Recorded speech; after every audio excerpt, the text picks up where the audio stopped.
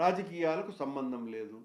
ఇప్పటి వరకు ప్రపంచంలో ఎవరైనా, ఏ భక్తుడైనా, ఏ రాజకీయ నాయకుడైనా ఆధ్యాత్మికతతో గుడికి వెళ్ళినప్పుడు ఒక్కరన్నా ఇంతవరకు ఇలాంటి ప్రకటన చేసినారా? రాజకీయ ప్రకటన, రాజకీయాల కోసమని నేను దేవుణ్ణి సందర్శించుకుంటున్నానని.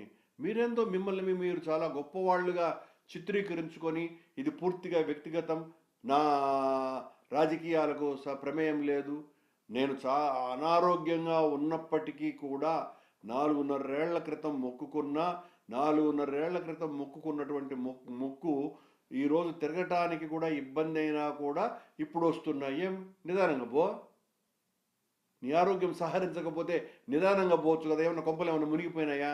అక్కడ కూడా మీరేదో చాలా ప్రతిభావంతులు అనేటువంటిగా చిత్రీకరించుకునేటువంటి ప్రయత్నం. ఇంత దారుణంగా మీరు ప్రవర్తిస్తున్నారు పవన్ కళ్యాణ్ స్వాముల వారు. మీరు వెంటనే తిరుపతిలో జరుగుతున్నటువంటి ఈ ఆమరణ నిరాహార దీక్ష చేస్తున్న సాధువులకు మద్దతుగా ఉండాల్సినటువంటి అవసరం ఉన్నది. వాళ్ళందరూ కూడా సంవత్సరాల తరబడి కాషాయం ధారణ చేసి పవిత్రత కోసమని ఉద్యమాలు చేసినటువంటి వాళ్లతో కాషాయం ధరించినటువంటి మీరు కూడా కలవాల్సినటువంటి అవసరం ఉన్నది. దానికి సమాధానం చెప్పాలి మీరు. లడ్డూలో కల్తీ జరిగిందని మాట్లాడతారు. లడ్డూలో కాదు కల్తీ జరిగింది, మీ బుర్ర కల్తీ అయింది. మీ బుర్రలో కల్మషం ఉంది, మీ బుర్రలో మలినం ఉంది. మలినము కల్మషము కల్తీ అయ్యింది కనుకనే వెంకటేశ్వర స్వామి లడ్డూలో యానిమల్ ఫ్యాట్, పంది కొవ్వు, ఆవు కొవ్వు కలిపారు అనని అంత ధైర్యంగా మీరు చెప్పగలుగుతున్నారు. సుప్రీంకోర్టు చేత నియమింపబడినటువంటి సిట్ ఇంతవరకు ఎక్కడా ఒక్క మాట కూడా మాట్లాడలా లడ్డులో కల్తీ జరిగిందేనని. పోయినటువంటి ట్యాంకర్లను ఇవి నాణ్యత లేదు అని వనస్పతి ఆయిల్ కలిపినారు అనేటువంటి ఆరోపణలతో తిప్పి పంపబడ్డాయి. అవి కూడా లడ్డులో వాడలా. ఈ ప్రభుత్వంలో కూడా జరిగింది అది. ఆ తిప్పి పంపినటువంటి ట్యాంకర్ల యొక్క నాణ్యత పరిశీలించడానికి ఎన్డీడీబీ ఇచ్చినటువంటి రిపోర్టు ప్రకారం ఆవులు సరైనటువంటి ఆహారం తీసుకోకపోయినా, అనారోగ్యంగా ఉన్నా, గడ్డి వివిధ రూపాలలో ఉన్నటువంటి గడ్డిని తింటే రిపోర్టులు కొద్దిగా ఇబ్బందికరమైనటువంటి స్థితిలో యానిమల్ ఫ్యాట్ లాంటి కొవ్వు పదార్థాలు కలిసినట్టుగా ఉంటుంది అనేటువంటి వచ్చే అవకాశం ఉంది.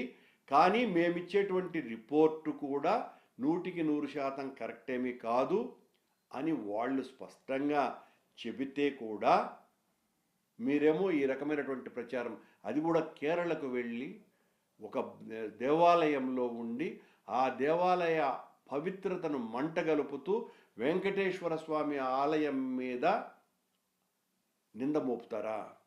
మీరు నింద మా మీద కాదు మోపుతున్నది, సాక్షాత్తు వెంకటేశ్వర స్వామి మీద. వెంకటేశ్వర స్వామి ఆలయంలో ఇలాంటి నీచపు పని జరిగింది అని ఆరోపణ చేయటానికి సిగ్గున్న ఉండాలి. ఇంత దారుణంగా మాట్లాడడం అన్నది చాలా బాధాకరమైనటువంటి విషయం. తిరుమల లడ్డూలో కల్తీ ఏనాడు కూడా జరగలేదు. మీరు మరో మాట కూడా అన్నారు, తిరుపతిలో మీరు స్వాములైన తర్వాత సనాతనిగా కొండ మీద నుంచి పంపించినటువంటి 1,00,000 లడ్లు అయోధ్యకు ఆవు కొవ్వుతో, పంది కొవ్వుతో పంపించినటువంటి లడ్లు అని.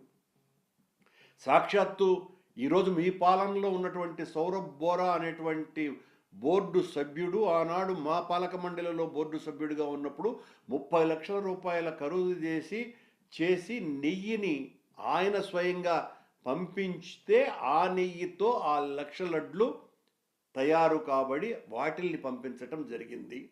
ఆయన డొనేట్ చేశారు. అరెస్ట్ చేయండి బోరా గారిని. అది పత్రికల్లో కూడా చాలా స్పష్టంగా వచ్చింది ఆ రోజున. బోరా హ్యాస్ డొనేటెడ్ గీ ప్రైజ్ అని. అరెస్ట్ చేయండి పవన్ కళ్యాణ్ గారు, అతన్ని విచారణ జరిపించండి. ఇంత దారుణమైనటువంటి అపవాదులు వేస్తున్న, కాషాయం ముసుగులో ఇంత దారుణాలు వెంకటేశ్వర స్వామి మీదనే మోపుతున్నటువంటి పవన్ కళ్యాణ్ గార్ల నిజ స్వరూపాన్ని అర్థం చేసుకోవాల్సిందిగా హిందువులనందరినీ కూడా ప్రార్థిస్తున్న వీళ్ళు సూడో హిందువులు. ఆయనే అన్నాడు, నేను బాప్టిజం తీసుకున్నాను అని. బాప్టిజం తీసుకుంటే అర్థమైందండి, బాప్టిజం తీసుకున్నటువంటి వాడు క్రిస్టియన్ అని అర్థం. నా పిల్లలు క్రిస్టియన్లు అన్నాడు, నా భార్య క్రిస్టియను అని అన్నాడు.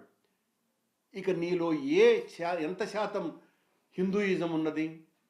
ఏమాత్రం కూడా హిందూయిజం అన్నది మాటలో తప్ప, మీ కాషాయ ధారణలో తప్ప, ప్రవర్తనలో ఎక్కడా లేకుండా సాక్షాత్తు వెంకటేశ్వర స్వామి ఆలయం మీదనే సనాతని ముసుగులో ఈ రకంగా లడ్డూలో ఆవు కొవ్వు పంది కొవ్వు కలిపిందని ప్రకటన చేసి దేవాలయ ప్రతిష్ట, అందులో ఆ దేవాలయానికి ఉన్నటువంటి గొప్పతనాన్ని దిగజార్చేటువంటి కుట్ర ఇందులో దాగు ఉన్నది.